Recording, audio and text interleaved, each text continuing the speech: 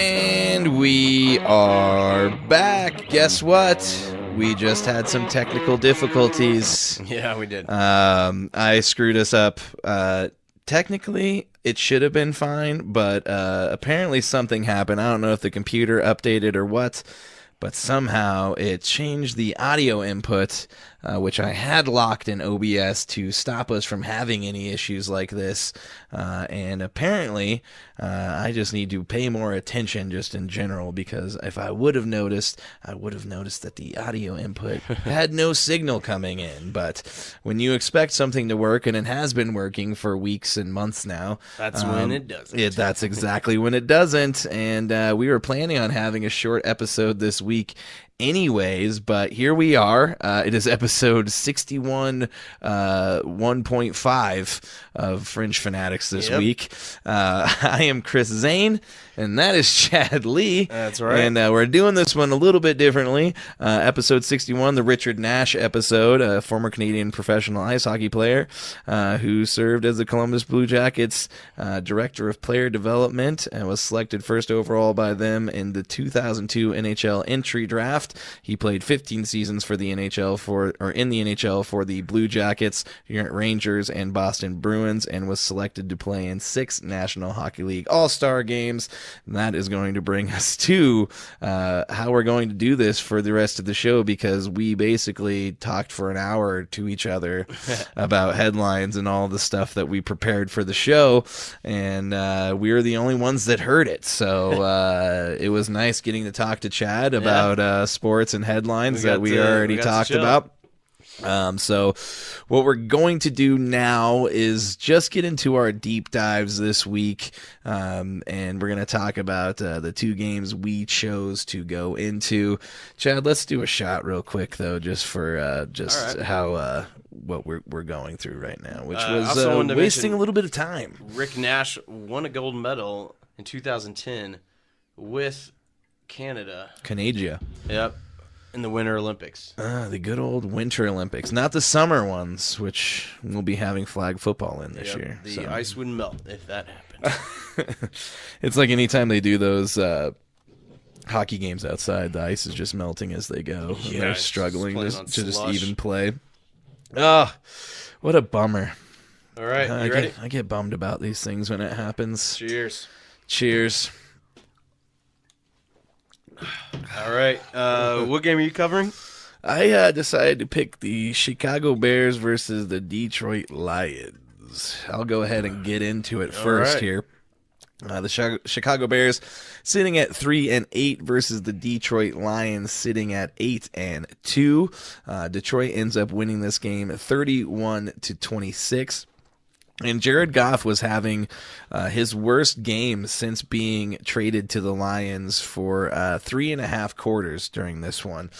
He ends up going 23 for 25 for 236 yards, 2 touchdowns, but the home crowd was booing him, and he had 3 interceptions, and the Lions were down 12 late in the fourth quarter. Yep.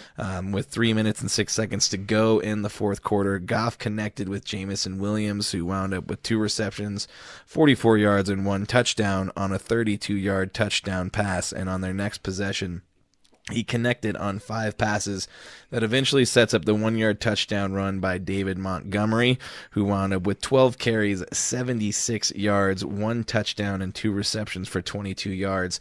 That touchdown basically ended up sealing the win against his former team.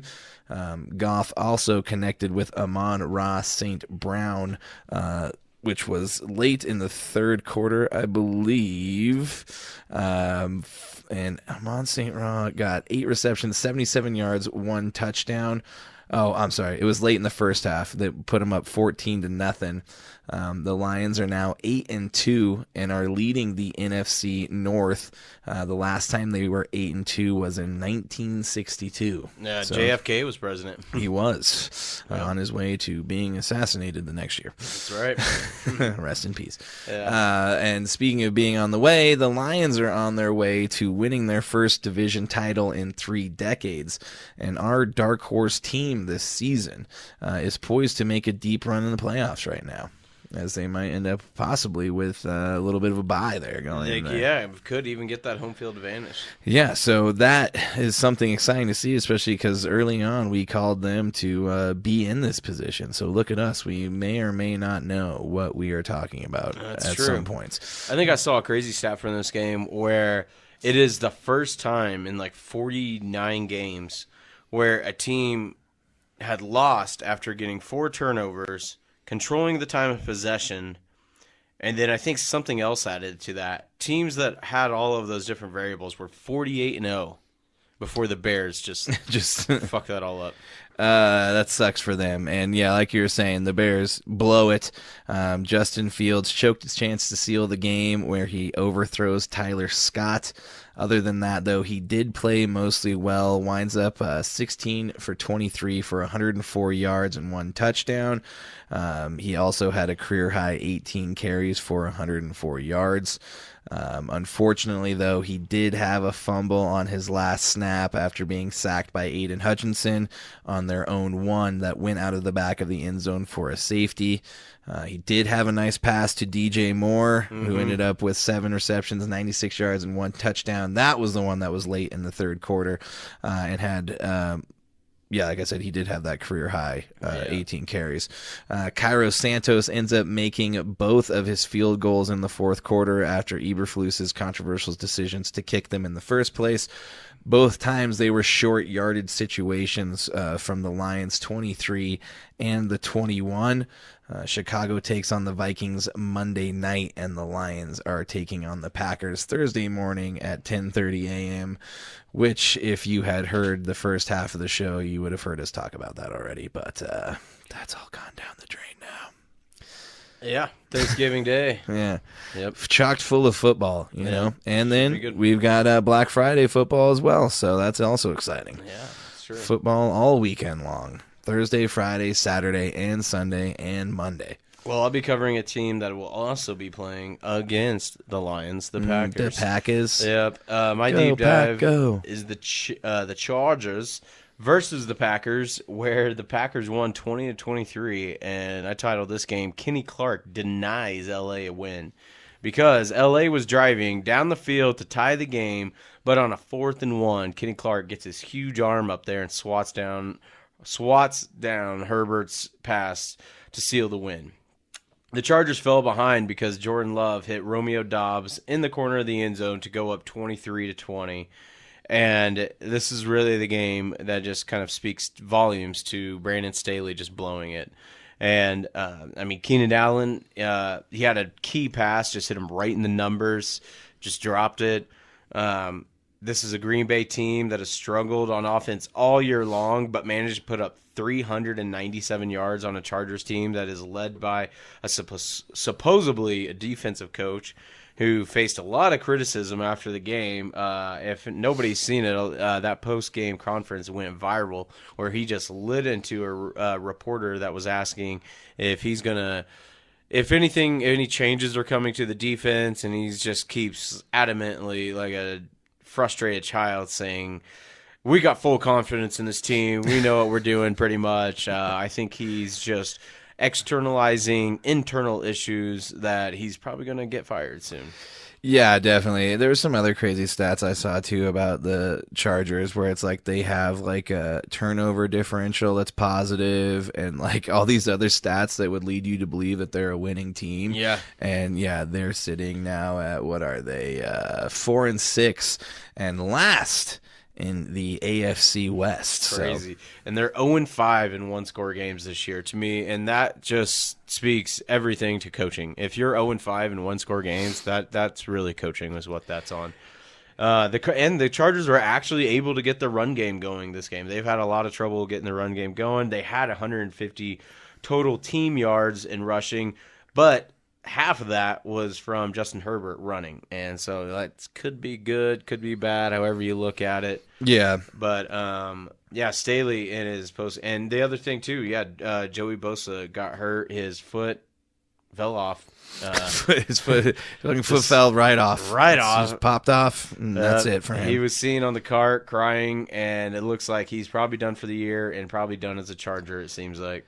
Yeah, I don't know if they are going to end up re-signing him, especially, we talked about it earlier to ourselves that, the injury history with him is just a long one, and I don't know if it's going to be worthwhile for the Chargers, who may be going through a little bit of a revamp next year with the coaching change and probably a little bit of turnover on the roster. So it'll be interesting to see. Yeah, it should be interesting. I've heard rumors that Belichick might come to the Chargers. So well, it's funny. After, we heard about the secret behind the closed doors extension of Belichick that didn't come out until like weeks after it happened, to now be sitting here in a situation where Belichick may not be back next year. Yeah. Which is interesting. I've heard, if anything, it'll be a trade, kind of like the Sean Payton kind of deal. Yeah. That would make sense. Yeah. Well, since things have changed a little bit, I mean, do you want to talk about anything else? We can hit the standings for the NFL real quick, or what do you want to do here? Yeah, we can hit the standings. Let's do it. Let's talk about the AFC and who's leading each one of these divisions in the AFC. All right.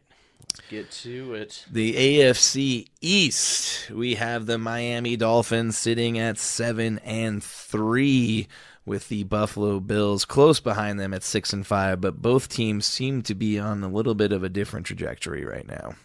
I mean, the Buffalo Bills did get a win this weekend, but still. Yeah, that was against the Jets, where I think the Jets defense has finally had enough of carrying that team. Sure, Zach Wilson, you son of a bitch. Yeah, finally got benched.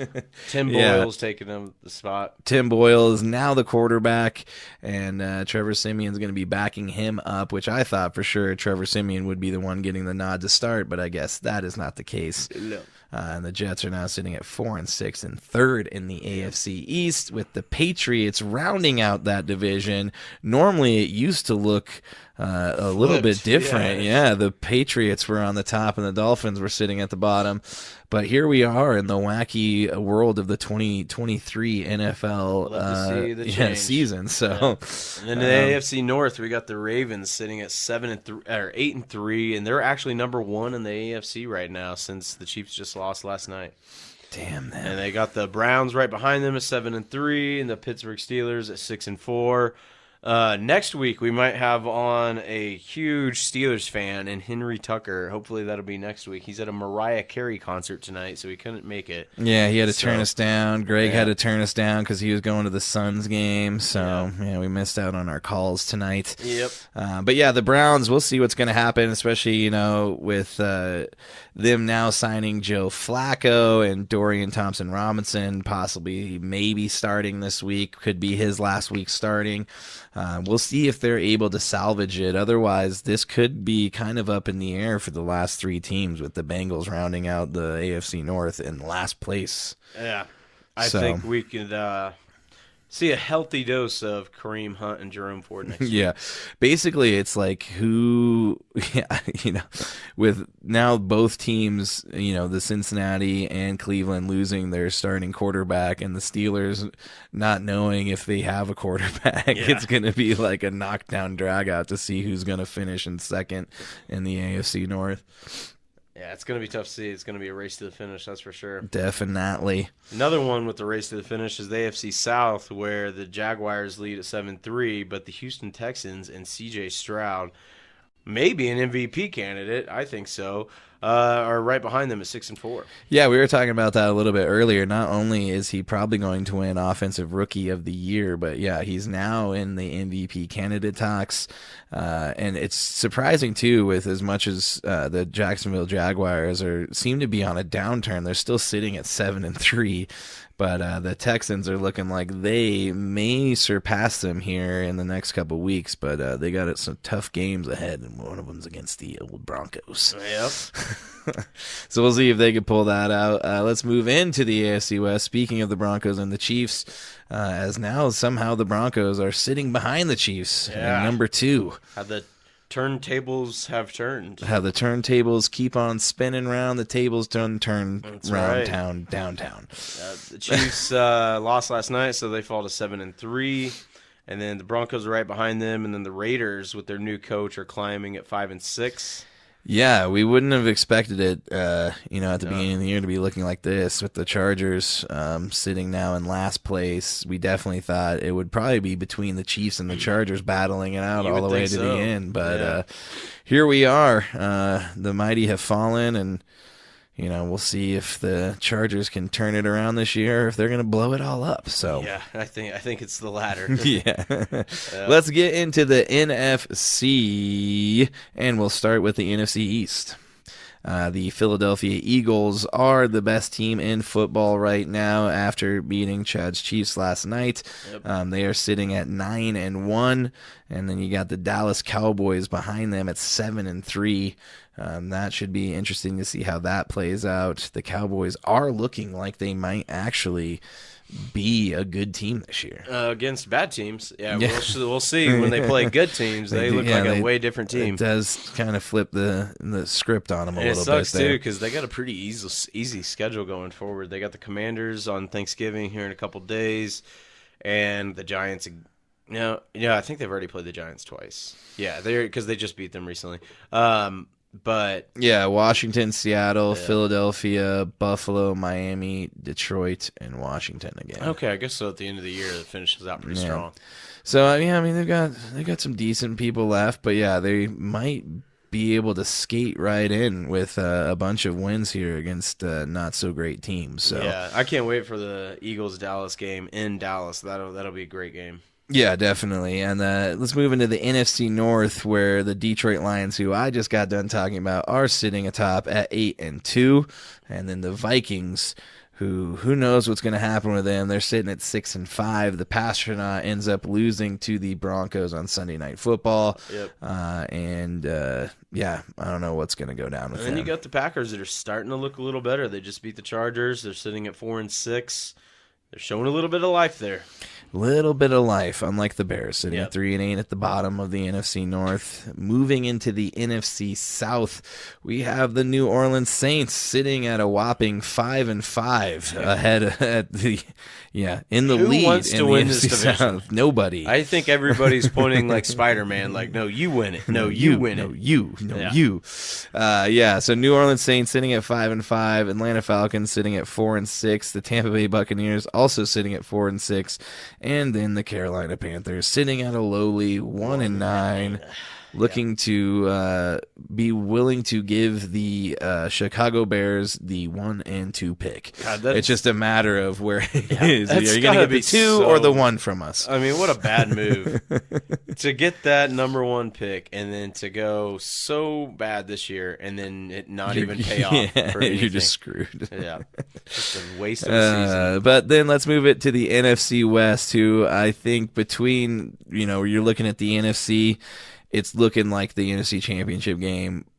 Without anything crazy happening, is going to be between the San Francisco 49ers and the Philadelphia Eagles. Or the Lions. It could be the Lions, too. You're right. I really could see them putting up a fight. I still think, though, without them having played in the playoffs in so long, I don't know how far they're going to get. Yeah, we'll see. You get the bye.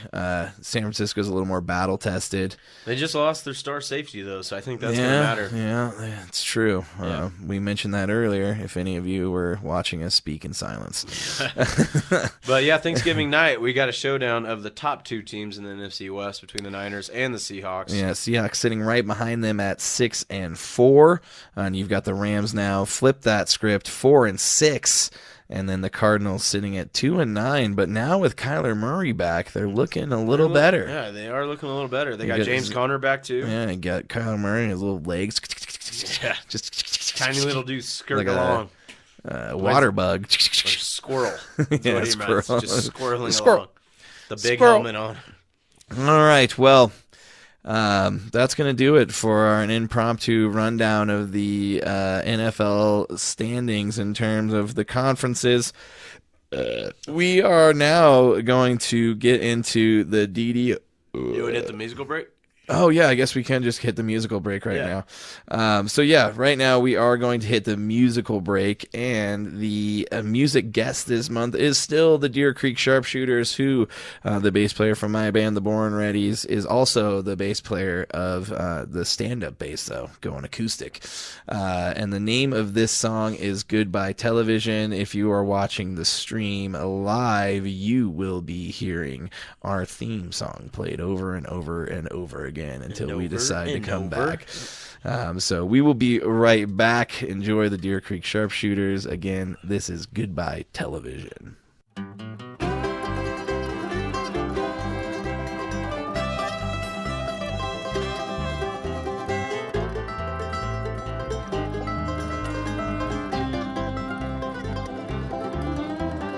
Goodbye, television. It's been such a long time.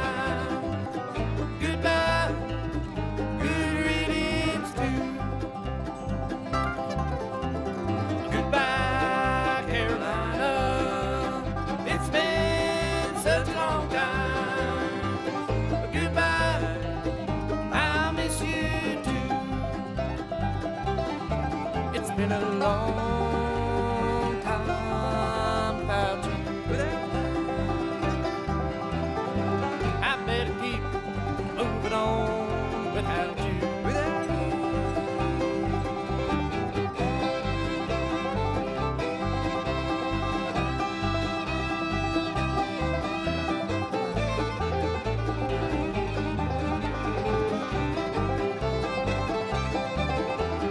Goodbye, my condition. It ain't worth much. Holds back, maybe holds back too. And now that it's all open, I can't think straight. My God, what will I do? They say every man has a story too. Have you forgot the pencil that lies inside of you?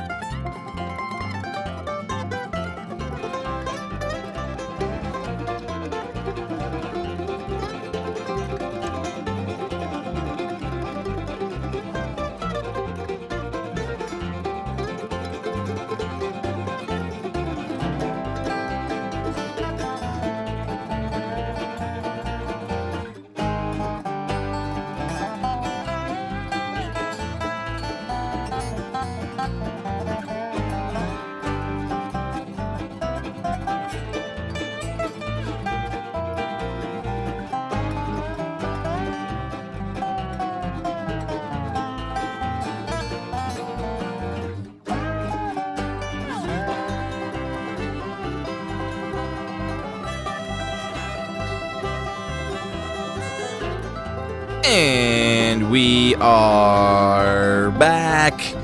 You just heard the Deer Creek Sharpshooters. The name of that song is Goodbye Television. As always, go like and follow any of the music guests on all things streaming, whether it be Spotify, Apple Music, iTunes, whatever the hell it is. Go follow them and listen to them, because you always need some damn good bluegrass in your life. You know what I mean? We all need a little bit of folk Americana happening, you know? Well, we are back. Like we said, we did have some technical difficulties earlier, so this show has been extremely shortened, unfortunately, due to some Damn sound issues. Well, let's hit some John Daly. Yeah, let's hit some John Daly as we get into the DDOE. John Daly is about to hit it hard, man. I hit it hard, man. So far, man.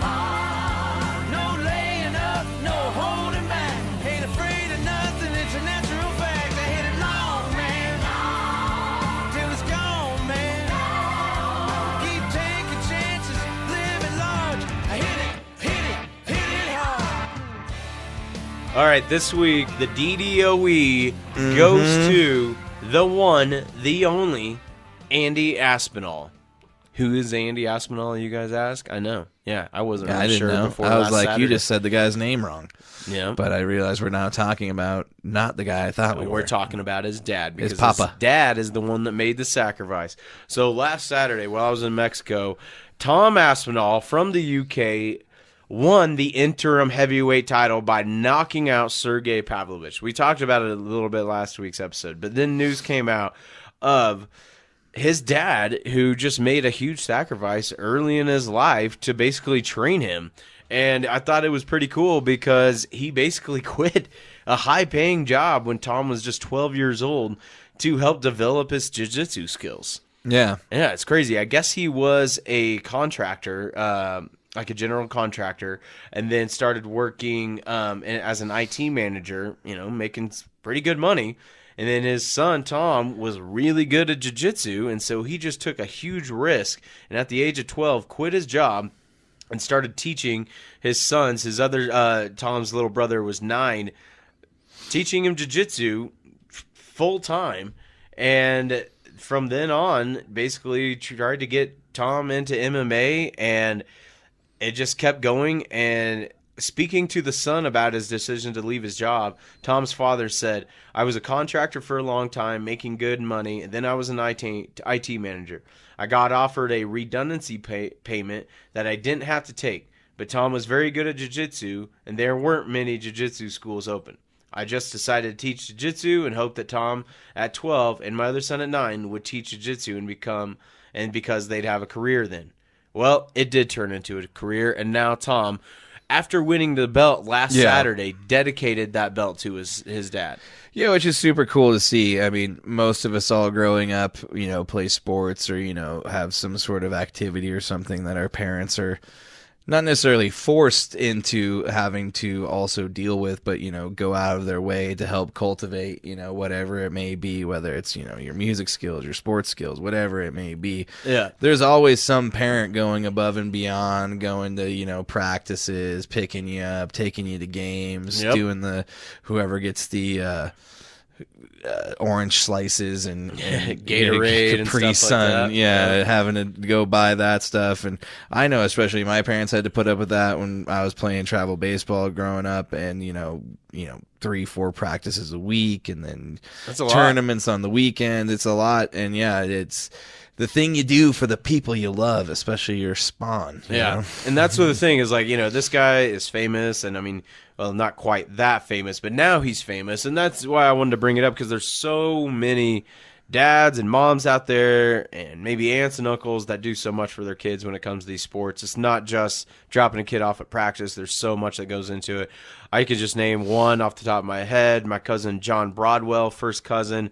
Dude, he's got my second cousin, his son, JB, who I think is a junior in high school football, who also does wrestling. And then his daughters, who are so good at softball that they play on traveling softball teams. Yep. And, I mean, it's just, I see posts all the time where it's like those memes where it's like their car basically looks like a sportsmobile, where there's bats and balls and travel bags always in it. It's messy all the time because they're always taking them to practice. And I just have so much respect for them, because me not having kids, I don't have to deal, and I don't have any inkling of that type of stress. And so hats off to those guys. Mad respect for guys like my cousin, and like what your parents did for you, and just all of the parents out there that are taking the risk. And especially this guy quit his job to help his son pursue a dream from the age of 12. Yeah, that's and a huge leap. to see where he's at. I mean, you could see, we'll share this tomorrow when this episode comes up, but his Dad and Tom just basically broke down right after he won, and you can just see all of the hard work that he went through whenever he was a kid just came into fruition, and it got very emotional. It was really cool to see. Yeah, it's definitely cool to see, and it's always nice to highlight those types of stories, and that's the one nice thing we get to do on the show is highlight something that makes us feel warm and fuzzy inside. That's right. Little positivity in this world. That's what the DDOE is for, the daily dose of excellence. That's right. So, Tom Aspinall and Andy Aspinall, especially Andy, you are the daily dose of excellence this week. So hats off to you, and hopefully you get that shot against John Jones next year. And if only they paid guys more money in the UFC. But, well, that's a whole other subject. Yeah, that's a whole other topic, Carson. That's a whole other can of worms. But yeah, so that's going to wrap it up for the DDOE. We are at the end of this very shortened episode. It is Thanksgiving weekend.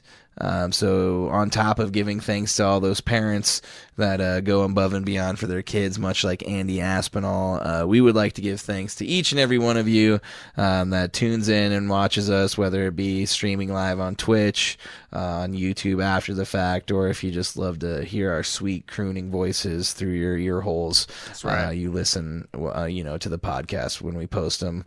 To all things streaming, we appreciate each and every one of you, and we're extremely thankful. I'm also thankful that we get the opportunity to get to hang out, even when things go wrong. We still had a good time chatting about sports, looking at each other here in this room together. That's right. We both know our shit. We pay attention to a lot of sports, so it's nice we got an outlet for it. It is definitely nice.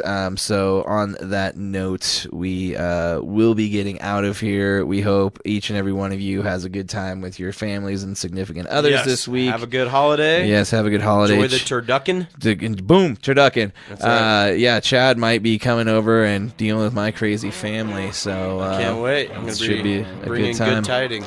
Good tidings indeed. But thank you to each and every one of you. If you haven't yet, please go like, share, subscribe, and follow us on all things social media. And if you are listening or watching right now, make sure to subscribe and rate us 5 stars. Toodles. We love you guys. I love you, sir. Love you, buddy. We'll see you guys next week. Farewell. Toodles.